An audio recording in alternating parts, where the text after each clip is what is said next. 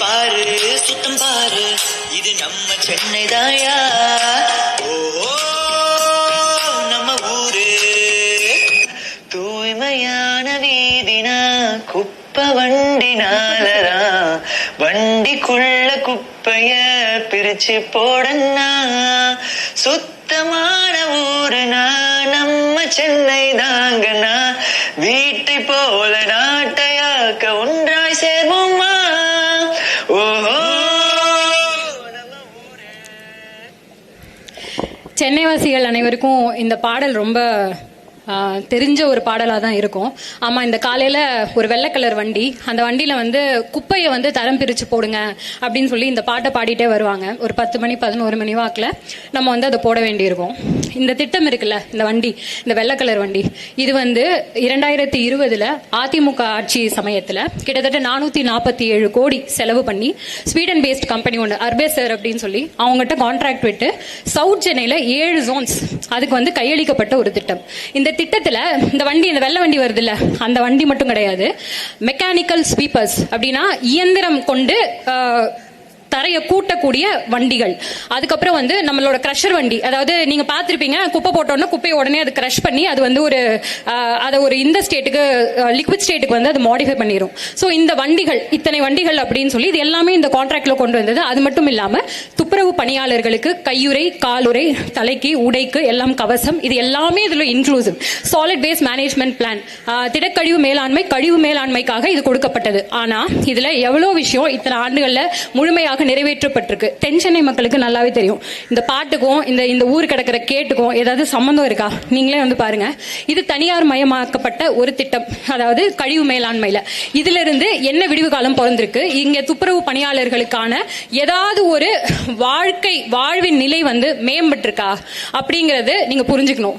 துப்புரவு பணியாளர்களுடைய கோரிக்கைகள் என்ன? ஒண்ணு வந்து தனியார் மயமாக்குதலை எதிர்த்து போராடுறாங்க. அவங்களுக்கு பணி நிரந்தரம், பணி ஓய்வூதியம், அது இல்லாம PF, இந்த மாதிரி தங்களுடைய தேவைகள். இங்கிலீஷ்ல ஷியர் பேசிக்ஸ் அப்படின்னு சொல்லுவோம், அதாவது சொற்ப அடிப்படைகள். இதற்காகத்தான் 10 நாளா அதுல 6 நாள் உண்ணாநிலை போராட்டம் அந்த ரிப்பன் பில்டிங் வாசல்ல அந்த சனம் வந்து உட்கார்ந்து போராடிட்டு கிடக்கு. இப்ப நான் இப்ப ஒரு திட்டம் சொன்னேன்ல, இந்த திட்டம் நீங்க இனாக்ட் பண்ணி கிட்டத்தட்ட 5 வருஷம் ஆக போகுது. இதுல என்னத்தை சாதிச்சு கீழ்ச்சிங்க? இப்ப வடசென்னை பக்கத்துல இருக்க ஒரு 3 ஜோனை மீண்டும் தனியார் மயமாக்க, 3 ஜோன் இல்ல 4 ஜோன் நினைக்கிறேன், மீண்டும் தனியார் மயமாக்க வேண்டிய தேவை என்ன? இதுல சேகர் பாபு அவர்கள் அவருடைய தலைமையில் மேயர் அவர்களுடன் அவங்களும் கூடி பேச்சுவார்த்தை நடக்குது. தொடர் பேச்சுவார்த்தை ஒரு 3 நாட்களாக இரவு நேரத்தில் அழைக்கிறாங்க, காலை நேரத்தில் அழைக்கிறாங்க. இதுல திரு சேகர் பாபு அவர்களுக்கு என்ன வேலை? அவருடைய அறநிலையத்துறைக்கு என்ன வேலை? KN நேரு அவர்களுடைய நகராட்சி மேம்பாடு அமைச்சர் அவரு இல்ல முதலமைச்சர், இல்ல துணை முதலமைச்சர், இல்ல மேயர் அவர்கள், இவங்க தான் இந்த பேச்சுவார்த்தையை நடத்தணும். இவங்க தான் இந்த கோரிக்கைகளுக்கு செவிசாய்க்க வேண்டும். இதுல அறநிலையத்துறை அமைச்சர் எங்க இருந்து வந்தாரு? துறைமுக பகுதி MLA. அங்க நடக்குது அப்படின்னா இந்த ரிப்பன் பில்டிங் வேற ஒரு பகுதியில இருந்தா அங்க போய் அவங்க உட்கார்ந்து போராட்டம் நடத்த போறாங்க. இதான் நடந்திருக்க போகுது. ரிப்பன் பில்டிங் இங்க இருக்கனால இங்க நடத்துறாங்க. இவருக்கு என்ன அதுல சிக்கல்? இதுல பத்திரிகையாளர் வந்து கேள்வி கேட்கும் போது நீலம் சோஷியல்ல இருந்து வந்து கேள்வி கேட்கறாங்க. நீங்க யாரு? உங்ககிட்ட நான் பதில் சொல்ல வேண்டிய தேவையில்லை, நான் பத்திரிகையாளருக்கு பதில் சொல்ல வந்திருக்கேன் அப்படிங்கிறாரு. சரி, பத்திரிகையாளர் கேக்குறாங்க, ஆட்சி உங்களோட வரைவுல நீங்க வந்து 2021 திமுக இதை வந்து ப்ராமிஸ் பண்ணுச்சே, அதுக்கு என்ன பதில் அப்படிங்கும்போது, இல்லையே நாங்க அப்படி சொல்லவே இல்லையே. இதோ இருக்கு, ஜூம் பண்ணிக்கோங்க, பேஜ் நம்பர் 80, 285வது பாயிண்ட்.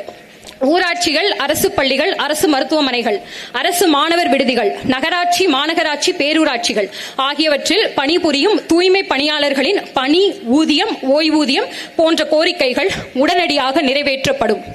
அதெல்லாம் அப்படி ஒரு மேட்டுமைத்தனம், சொல்றது பொய்யே.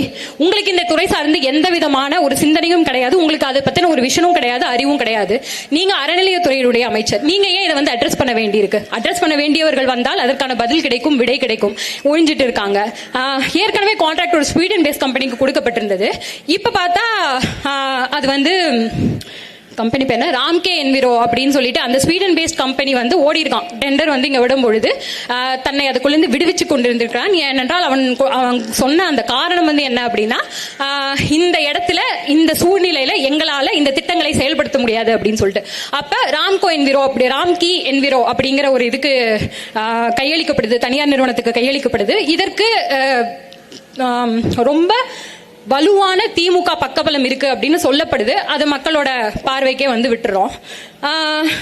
இதுல என்ன அப்படின்னா, எனக்கு பொதுமக்களுக்கு தான் ஒரு கேள்வி இருக்கு. ஒரு 10 நாளா ரிப்பன் பில்டிங் வாசல்ல, அதாவது நீங்க போடுற குப்பை, உங்க வீட்டுல இருக்கவங்க போடுற குப்பை, அதுக்கப்புறம் செடி கொடி மிருகம், அதுக்கப்புறம் நீங்க இந்த வெளியே வந்து சாப்பிடும் போதெல்லாம் வந்து அது பேர் என்ன, தீனி சாப்பிட்டுட்டு அந்த நெகிழி இதை வந்து இப்படி கசக்கி தூக்கி போடுவீங்களே, போத்துல குச்சி இப்படி கசக்கி போடுவீங்களே, அதுவே ஒரு முட்டு சந்தா இருந்தா அங்க போயிட்டு அது மேல சிறுநீரும் கழிச்சு வச்சிருவீங்க. அப்புறம் இந்த வாழைப்பழ தோல், அதுக்கப்புறம் எதோ நீங்க சாப்பிட்ற பொருள் எல்லாம் போட்டு அது மக்கி போய் புழு வச்சு என்னென்னவோ நடந்து இருக்கிற அந்த இத கையுறைகள் கூட இல்லாம அள்ளி அள்ளி போட்டு, கொரோனா காலத்துல இவங்க தான் முன்கள பணியாளர்கள், நாங்களாம் வெளியே போக முடியாதப்ப கூட இவங்க வந்து எங்க ஊரை வந்து சுத்தமா வச்சிருக்காங்க, இவங்களுக்கு நாங்க ஆரத்தி எடுக்கிறோம் அதை எடுக்கிறோம். அவங்க ஆரத்தி எல்லாம் கேட்கலங்க, ஷியர் பேசிக்ஸ், சொற்ப அடிப்படைகள், வாழ்வதற்கான உரிமை தான் அவங்க கேட்கறாங்க. இந்த மக்கள் 10 நாளா ஒரு பில்டிங் வாசல்ல நின்னுட்டு கிரேட்டர் சென்னை கார்பரேஷனுடைய ஹெட் குவார்ட்டர்ஸ் வாசல்ல போராடிட்டு கிடக்குறாங்களே, இந்த மக்கள் என்ன பண்றீங்க? சென்னை மக்கள் என்ன பண்றீங்க? தமிழ்நாட்டு மக்கள் என்ன பண்றீங்க? இது ஒரு மாநில அளவிலான போராட்டம். இது நம்ம எல்லாருக்கும் உரிய ஒரு சிக்கல். நீங்க அடுக்குமாடி கட்டடங்கள்ல இருந்து உங்கள் ஜன்னலை விட்டு நீங்க வெளியே பார்க்க தேவையில்லை அப்படின்னா அப்படியே அமைதியா உட்கார்ந்துருவீங்களா? ரொம்ப ஆச்சரியமாவும் ரொம்ப ஷாக்கிங்காவும் இருக்கு. எதற்காக இந்த மாதிரியான ஆட்சியாளர்களை நீங்க வந்து இது பண்றீங்க? இத்தனை சுயநலம் கூடாது, இத்தனை சுயநலம், இத்தனை தன்னலம் கூடாது. மக்கள் கொஞ்சமாவது விழிப்புணர்வு அடையணும். இந்த கோரிக்கைகள் இது போன்ற, அதாவது நெசவாளர்கள் போராடுறாங்க, கண்டுக்க மாட்டேங்கிறீங்க. ஆசிரியர்கள் போராடுறாங்க, கண்டுக்க மாட்டேங்கிறீங்க. நர்சிங் விமன் போராடுறாங்க, கண்டுக்க மாட்டேங்கிறீங்க. டாக்டர்ஸ் போராடுறாங்க, எதையுமே கண்டுக்க மாட்டேங்கிறீங்க. இவங்க போராட்டத்தை நீங்க கண்டுக்கலன்னா நாளைக்கு தெருவுல இறங்கி மூக்குல கை வைக்காம கூட நீங்க நடக்க முடியாதுங்க. இது ரொம்ப தப்பு. கொஞ்சமாவது பொதுமக்கள் இதை கவனத்தில் கொள்ளணும். ஆட்சி மாற்றத்துக்கும் காட்சி மாற்றத்துக்கும் என்ன பண்ணணுங்கிறத இப்பவாது யோசிக்கணும்.